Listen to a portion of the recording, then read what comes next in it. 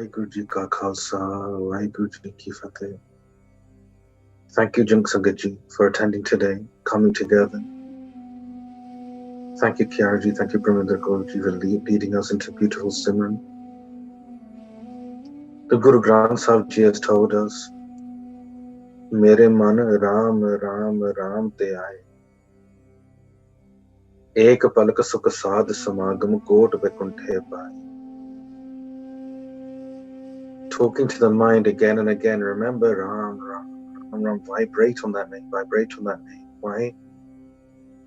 Ek nimak, even for 1 second, ek nimak sukh sadh samagam, if we join that sadh sangat, those holy saints such as yourselves, when we join the company of the saints, the sangat, kot vaikunthe paaye, it's equivalent to millions upon millions of heavens, the peace that you get from just 1 second of Simran with one-pointedness, that one-pointed remembrance.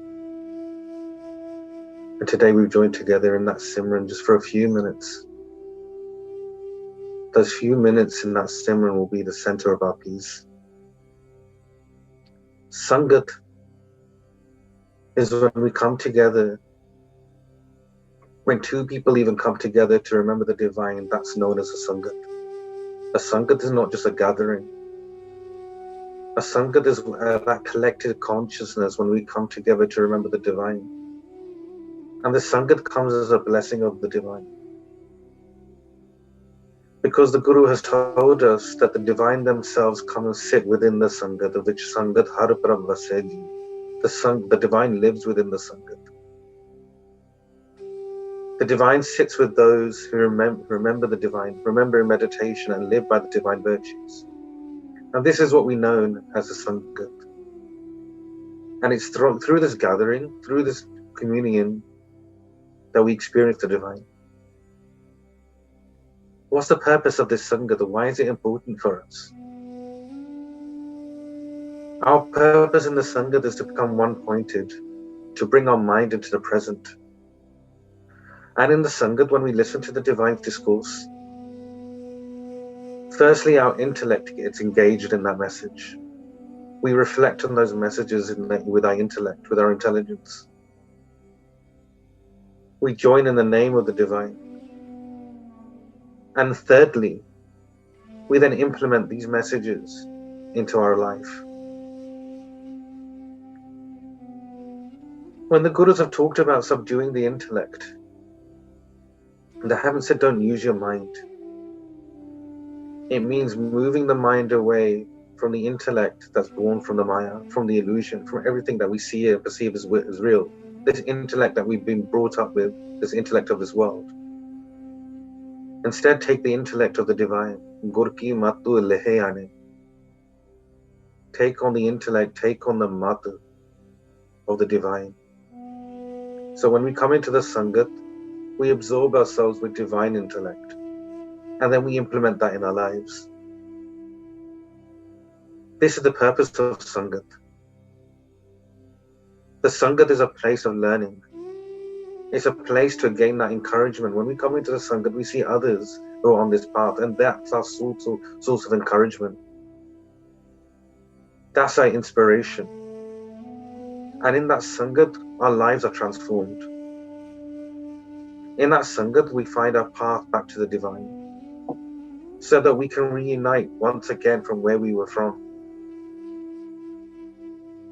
And this soul that's been traveling through many upon many of life forms and different experiences can now go back home. Now go back to its source. It's through this Sangat that we gain the gift of awakening, this awareness. And it's for that reason, Sangatji, that we're all blessed to be sitting here, right now, wherever we are, whatever part of the world we're in. Because we're coming together to raise that vibration as a collective.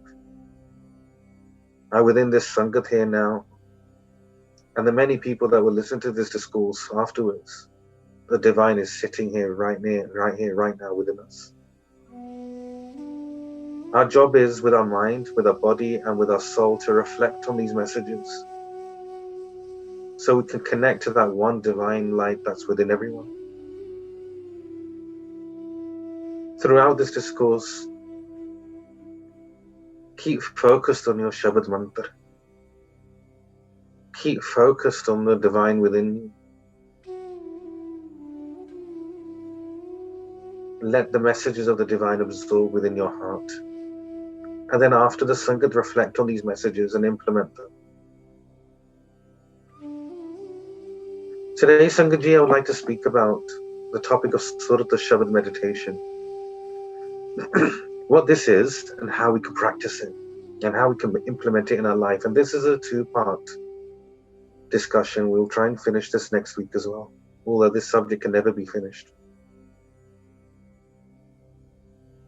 The path of the Gurus and the scriptures have pointed to the very practice of devotion and meditation to achieve and reunite ourselves with the divine. And last week, our brother Flowing River spoke so passionately about this path of spirituality, spoke so passionately about the obstacles that could be in your way, those that will try and take you off this path, those that are trying to sell spirituality as a commodity, something that you can buy. He also spoke about the fundamental basics, the two wings of a bird, Seva, meaning selfless service, and Simran, the remembrance of the divine.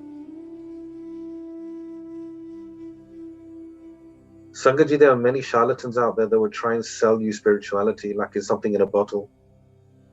They'll try and sell you many different mantras. I mistakenly came across a video where someone was saying, if you give us money, we'll give it back to you in the next life. We'll invest it for you. And they called it a spiritual investment. What stories have been made in the name of spiritualities? That's why we're focused now in this Sangat. Why the message that Bhai Sahib and everybody's given to us, to stay tuned to your authentic scriptures, those that have come from the direct source. Stay connected to your mantra, stay connected to the Sangat, the company of the pious, those that have realized the divine. A true spiritualist doesn't want anything for themselves. They want you to achieve your own potential, your own union with the divine. They don't want anything from you. They don't want your money. They don't want anything. They just want you to realize your potential. And they won't sell spirituality as a commodity. Today, we'll go back over the basics and speak about why the Gurus and how the Gurus wanted us to be free through this Surat Shabad meditation and what we mean by this. And Kiara gave a bit of an explanation of some of the fundamentals, but we'll go deeper. In a basic understanding, Sangat Ji, the Shabad, which we referred to, is the sound of the voice of the divine.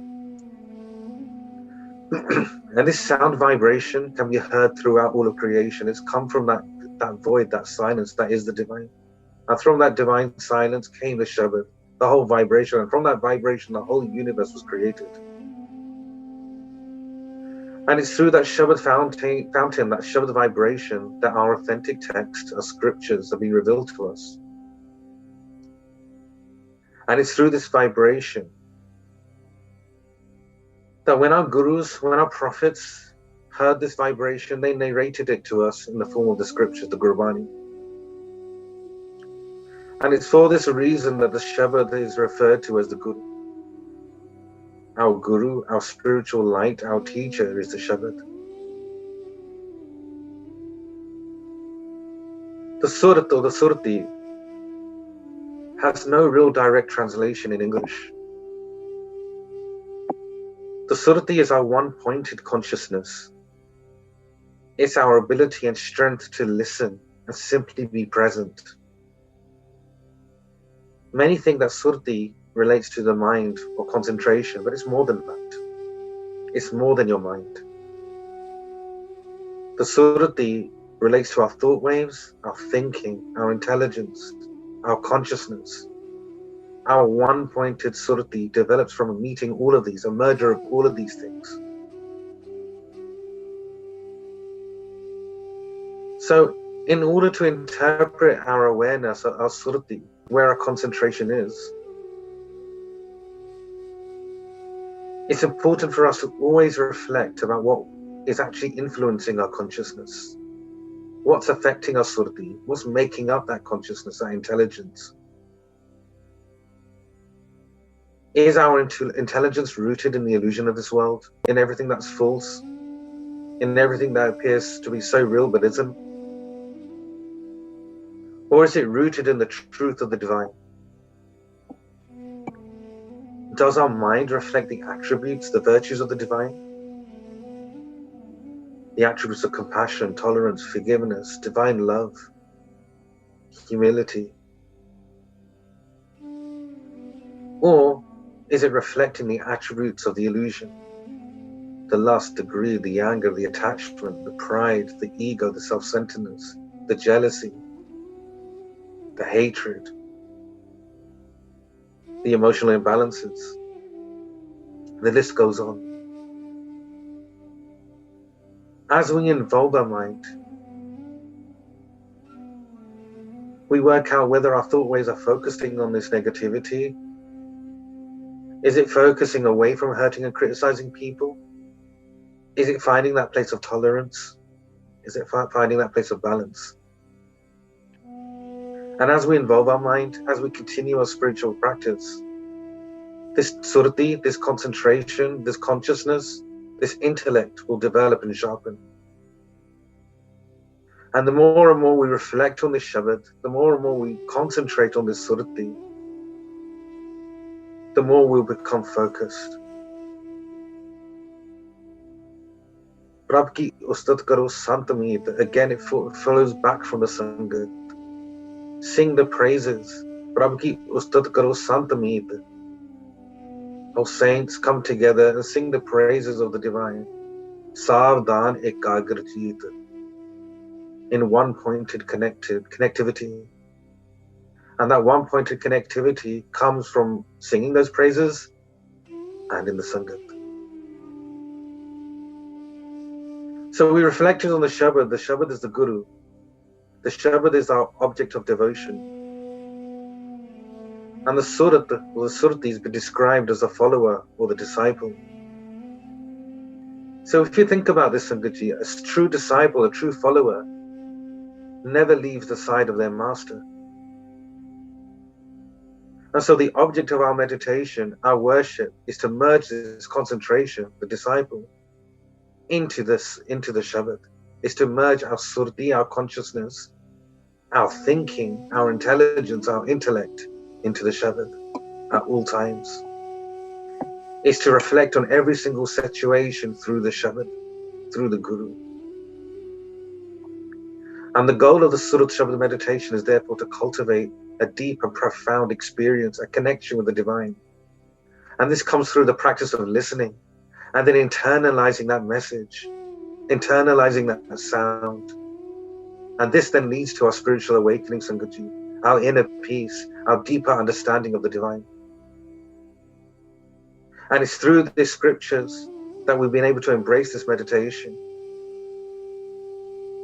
Embracing this continuously and continuously, repeatedly and repeatedly, we'll be able to focus our mind, our surti, into the Shabad. We are then given a Shabad mantra. Our focus for our meditation is the Shabad mantra. Now the mantra is the name of the divine, or the attributes of the divine. These are the various dimensions of the divine, and by tuning ourselves, by connecting to that message, the attributes of the divine, we merge with that one. This is also referred to as Nam Japana, or to repeat the name of the divine. So this Nam, this Shabad mantra, is the name of the divine. These are not casual words put together. These have come directly from the source. These have come directly from the one divine vibration, and that's resounding throughout the universe. Doesn't matter what mantra we adopt, we need to make sure that it comes from our authentic tradition. And once we have this mantra from our authentic tradition, meditate on that mantra. So wherever your tradition you're from, Find that mantra and meditate on it. There is not one way to get to London, Sangat Ji. There's not one way to get to New York. There are countless ways. In the same way, there's not one way to find the divine. There are countless ways. But once you've adopted that mantra, once you've adopted that tradition, stick to that tradition. Don't have your feet in two boats. Because each of these mantras will take us to the divine. Each of these mantras will allow us to achieve our freedom. These are not casual words. If we take the Vaheguru mantra, for example, Vahe means wonderful. Beyond explanation, Vismar, there's no word for this. When that experience came, all they could say was, Vaheguru. Wonderful, beyond word, beyond limits. And the Guru is the divine light. Vaheguru. The 10th Master, Guru Gobind Singh Ji, has informed us that Guru Nanak Dev Ji actually spent many upon many ages just meditating on one letter of the Vaheguru Mantra. Ages, we're talking about hundreds and thousands of years. Just meditating on one letter of the Guru Mantra, of the Vaheguru Mantra.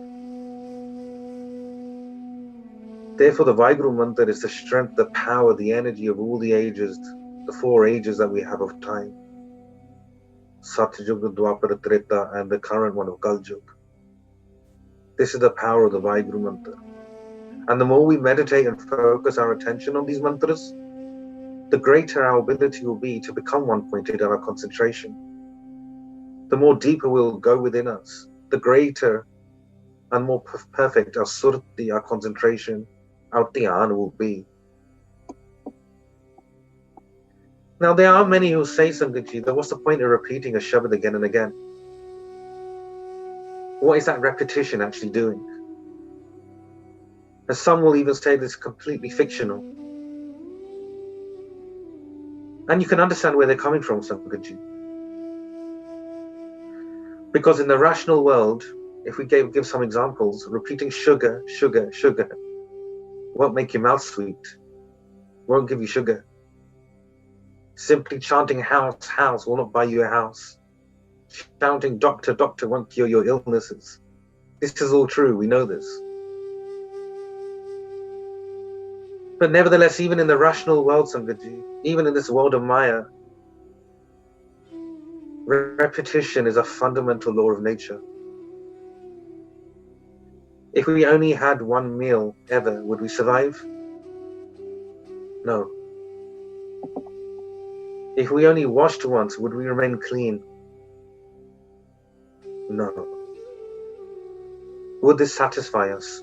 No. Similarly, that mind that gets blown in the wind, that mind that needs constant reassurance again and again and again that what it's doing is right, that mind that keeps on getting pulled back by negative experiences, that is captured over many time upon time, many life upon lives, the negativity that is captured in itself needs that constant irrigation, that constant cleaning, that constant reassurance. And that cleaning, that filtering comes from the Shabad Mantra. As the scripture, the Guru Granth Sahib says, Simar, Simar, Naam, Barambar. Again and again and again, meditate on this Naam. Meditate, meditate, meditate, and you find your peace. Simara, Simara, Simara, Sukha Bhavu. This moves us on to how to meditate, how to focus on this Shabad Mantra. Kiara mentioned this in the start. But to deepen our experience of the mantra, to deepen our experiences of the Simran, there are some key elements that we can do, that we can implement to maximize our experience. Find a comfortable, clean space. Wear clean clothes. And try and meditate in that same spot every day. This raises the vibration in the area that you're meditating in. wash your hands, wear clean clothes, wear a head covering. All these things may seem strange in the beginning, but these are little tricks that we pass down to us by the pious souls, which help us to remain in the present and help us to focus our mind in the meditation. They bring us into that state of meditation because we know we've had to prepare the mind that we're about to engage in something. We've taken the time to leave the external outside. We've taken our shoes off, we've covered our head, we've bowed down in front of the divine. It does help to sit cross-legged, but it depends on your health situation. Even you sit on a chair, however, where you can meditate, that's fine. When focusing on your mantra, it helps to keep an image of the divine in your mind. This is what spiritualists have referred to as an isht. And the isht is the image of the guru, the divine that you follow.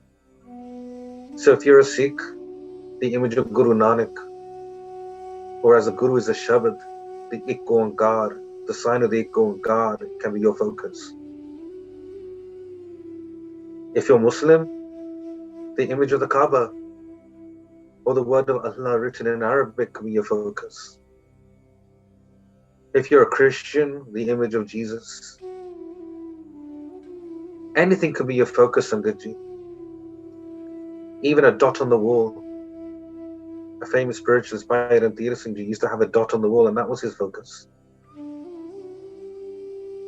Wherever resonates with you, some will just look at the tip of their nose here as a focus, keep their eyes 9/10 shut, and 1/10 they're looking at the tip of their nose here. All as a focus point, just to help your mind coming into the one-pointedness. And as we meditate slowly, that image will start to fade away. As we start getting used to our meditation, as we start traveling deep within ourselves, that image will start fading away. Because the objective is us to move from the external image of the divine that we've kept and go into the formless, the divine, that divine light, and see the light within ourselves. Hear the divine within ourselves. See the divine within ourselves. But not only this, wherever we are, whatever we do, anything can be an act of devotion. The beauty of the Surat Shabad Meditation, Sangat Ji, is that we can be absolutely anywhere. We can be absolutely anywhere to focus our concentration, our mind on the divine. And what the best thing is that you could be sitting in a crowd. You could be focusing on the divine and no one's going to have a clue. This is your internal love affair with the divine. It's your secret relationship with the divine. As a great Sufi saint Rumi said, "Hidden from all, I will speak to you without words. No one but you will hear my story, even if I tell you in the middle of a crowd." So when we're going about our daily business, Sangat Ji, when we're sitting in a meeting, whilst you're attending to your children, whilst walking, whilst driving, whilst completing any physical actions, we can do all of this work. Your hands, your feet, you're working. But your concentration, your attention, your surti is on the divine.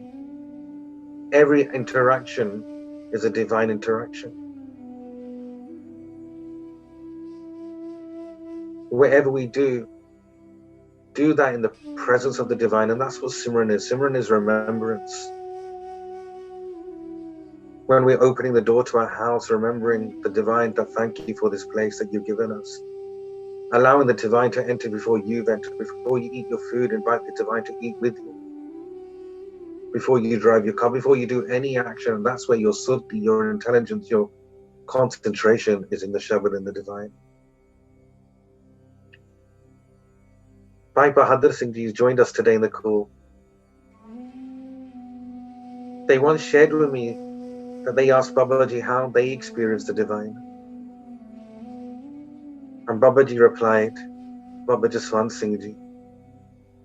They replied, by laughing and playing, Hasandia Kalandia. By laughing and playing, we found the divine. What was Babaji saying here? They were saying that they found the divine naturally, organically. The divine is found through innocent love, through innocent devotion, not through techniques, not through gimmicks. The divine is found when we look within ourselves, going about our daily activities, laughing and playing in this world of life, but keeping our focus on the divine at all times. Then in terms of our mantra practice, Babaji would say that this mantra practice is like a carousel in a theme park. When we get on that ride, when we jump on that horse, sooner or later the outside becomes a haze. We start to rest and enjoy the motion of the ride. And in the same way, we start meditating. As we meditate, those countless thoughts that arise, those countless thoughts that plague us, those thoughts that haven't come to us in years, those thoughts that just turn up from nowhere, the worst of all thoughts that come knocking on our door when we meditate, they will disappear. And Sangat Ji, if this happens to you in this meditation, in your meditation, don't worry about it. They will pass. The mind is being cleared through this meditation. And as we know, when we do any spring cleaning, when we're removing any clutter, sometimes it feels that we've made more of a mess than when we've started. And this is exactly the same thing that's happening in meditation. But know this, that with each and every time that we meditate, each and every time that we're sitting in that meditation, we're building our stamina, we're building our endurance, we're creating those new experiences, we're creating those new habits. And this is shaping who and what we really are and who we are to become. So no time, no moment is wasted in that meditation. You get many people who say, well, I don't have a clear mind, or my mind's not still in meditation, or my mind isn't still after meditating. Sangat Ji, the truth is our meditation will rarely start from a still mind. Being still and being present is what you get after your meditation. It's a product of countless meditations. And this only happens when you give your mind something to focus on. So when we're meditating, absorb your thoughts. When you realize that your mind is wandering, calmly bring it back. Repeat the mantra out loudly. Focus your attention again. So if you're silently reciting your mantra and you notice your mind wandering again, say the mantra out loud. Saying that mantra out loud gets you to reflect back on what you're doing, and then go and retreat back into yourself again. Go back into that silent meditation again. The important thing that we've learned is not to fight that thought. Do not try and fight that mind. Do not try and fight that thought. Instead, treat that mind as a friend. Calmly talk to that mind and move it away from wherever it is and move it back into the mantra again. When we understand this thing, we liberate ourselves from this negative mind because we're no longer affected by it. So treat this mind as a tool for you to use for your spiritual purpose. This is the purpose of our mantra meditation. As we're on that carousel, the outside thoughts disappear. And as we're on the carousel of meditation, our thought waves will move back into the presence of the divine. And as we focus on that thought waves, as we focus on that mantra, the more we become still, the more we become present. The spiritualists know that the more we meditate on this Shabad, the more sweet it will taste. And this sweetness of meditation comes from the support of the Sangat and that inner experience of the Shabad. Just a few points before we end. Very simply, when we meditate, some things you will notice. You will notice your saliva becoming sweeter. But not only this, when you know your meditation is really taking effect, your speech becomes sweeter, your thoughts become sweeter, Your actions and interactions become sweeter. As you hear and listen to these scriptures, you will also begin to hear the silent vibration of the Shabad coming through within these scriptures. Just like it's a beating heart. As you're reading that Bani, as you're listening to that Bani, the mantra Vaheguru, Vaheguru, Vaheguru will be heard through from within it. When you're listening to an Akhand Path Sahib, that mantra comes from within the Shabads. Akhri Naam, Akhri Salah. This sweetness comes from the Sadh Sangat. Santa Sang Antar Prabh Ditha, Naam Prabhu Ka Laga Meetha. In this Sangat, and without this Sangat, this Naam, this Shabad won't be sweet to us. But when we meditate in the Sangat, that sweetness slowly starts coming to us. So in that silence, the outward image of the divine we hold will disappear. The outward sign of the Shabad will disappear. It will become fainter. And we start moving within ourselves. Sangatji, there are many people who talk of experiences. They'll talk about hearing sounds. They'll talk about the flashing lights they've seen. But that true vision that's born from true meditation is what we see and hear within. And what we see and hear through the inner silence of our meditation. The rest of it is just a temporary and fleeting experience. The true experience is what happens when the surat, the concentration, merges with the Shabad. Sangatji, this is a really beautiful journey we're on, and we're on it together. And together we're creating some really beautiful memories here as we fall deeper and deeper in love with the divine. Next week, Sangatji, with your blessings, we'll try and go deeper into these messages of Surat Shabad meditation and how to complement that practice of Surat Shabad meditation. But with these words, I beg forgiveness. Vaheguru Ji Ka Khalsa, Vaheguru Ji Ki Fateh.